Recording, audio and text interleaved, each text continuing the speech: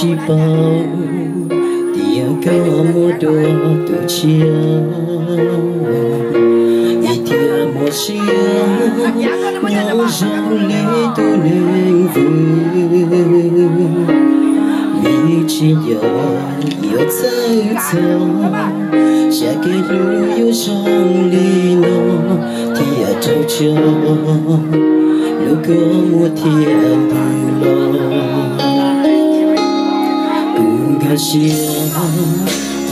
có một lúc chờ lúc có đầu tư lòng trái có yêu chi nhau vì tiếc gió mong như lo chỉ dòng đi này địa tên hãy trốn che yêu ta mùa cho này mà mùa trong có mùa thu lu gió cho có lu xa lu lu đi thâu cho tu e lùa thiên lu có lu nó lời to yêu chỉ mùa có gì chơi yêu gió có yêu chán tu gì lu nên thâu ý chơi yêu có mùa trên muôn đê chia đỏ cả cả lũ bê chỉ yêu nhau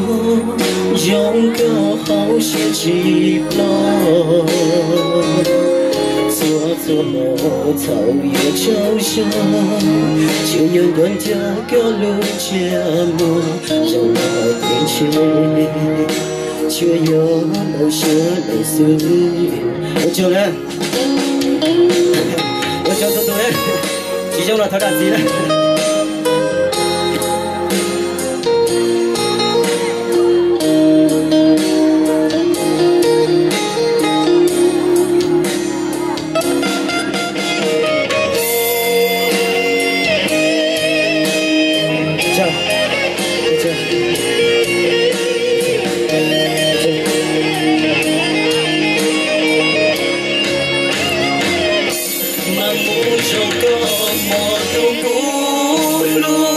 gió cho có lu xa lu lu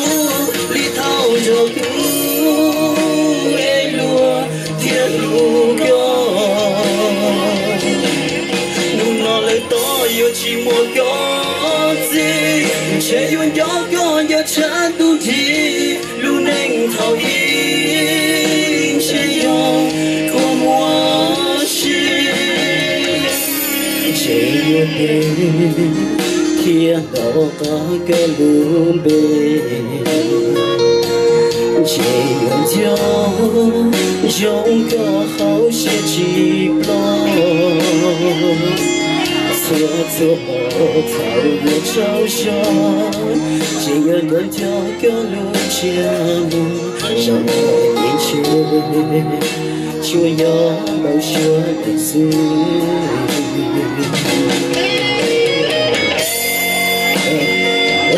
để giải để chia thế này, chia từ mùa hoa cùng đi, nó có siêu năm mùa gì, nó trồng chỉ có thể nó cá nhau trồng, có một bên chỉ là thay bỏ siêu nó có mùa, nó tàu chỉ chia bùi bùi láng còn như thế này.